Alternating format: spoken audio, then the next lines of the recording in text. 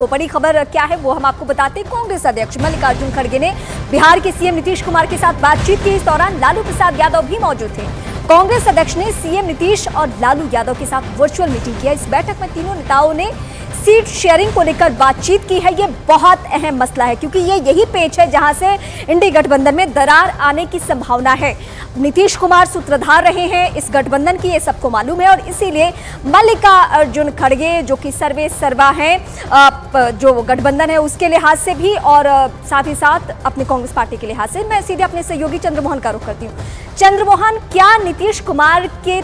तेवर में जो हमने बीते कुछ दिनों पहले तब्दीलियां देखी है उसके बाद सीट शेयरिंग पे बहुत आसानी से बात बन जाने वाली है या कुछ शर्तों के साथ वो आगे बढ़ेंगे? बिल्कुल, देखिए बिहार में महागठबंधन के बीच सीट शेयरिंग उतना आसान नहीं है और उसी को लेकर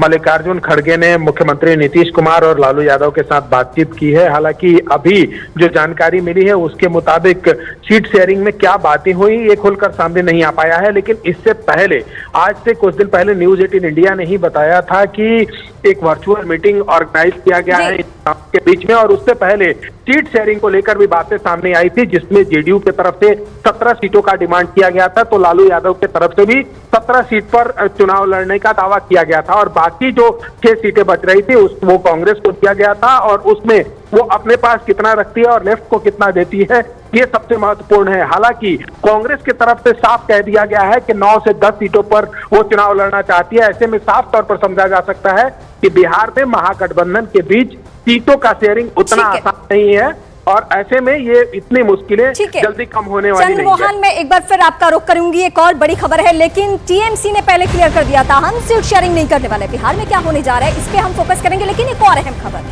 ये अहम खबर है राम मंदिर प्राण प्रतिष्ठा से जुड़ी हुई, जिसमें शामिल होंगे नीतीश कुमार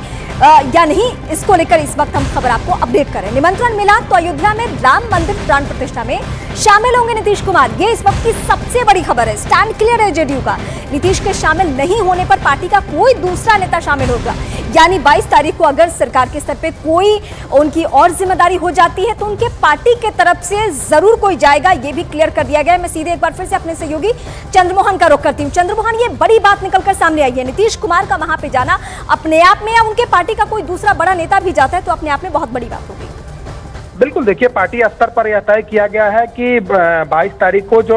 वहां पर मूर्ति का उद्घाटन है, अनावरण है राम मंदिर का, उसमें अगर इनको निमंत्रण आता है तो पार्टी के राष्ट्रीय अध्यक्ष के तौर पर नीतीश कुमार शामिल होंगे और अगर किसी कारणवश नीतीश कुमार वहां पर नहीं जा पाते हैं तो पार्टी के प्रतिनिधि के तौर पर कोई वरीय नेता यहां पर जाएंगे। इससे यह साफ हो गया है कि नीतीश कुमार ने यह पहले ही तय कर लिया है कि राम मंदिर का जो उद्घाटन होना है उसमें पार्टी के राष्ट्रीय अध्यक्ष के तौर पर वो जाएंगे और नहीं तो पार्टी का कोई प्रतिनिधि जाएगा, जो साफ तौर पर यह दिखा रहा है कि पिछले कई दिनों से कयास लगाए जा रहे थे कि अगर निमंत्रण मिलता है तो नीतीश कुमार जाएंगे या नहीं जाएंगे, उस पर कहीं ना कहीं पर्दा उठते हुए दिख रहा है कि नीतीश कुमार अगर नहीं जा पाए उस उद्घाटन कार्यक्रम में तो पार्टी का कोई प्रतिनिधि उसमें जरूर शामिल होगा। जी, फिलहाल शुक्रिया।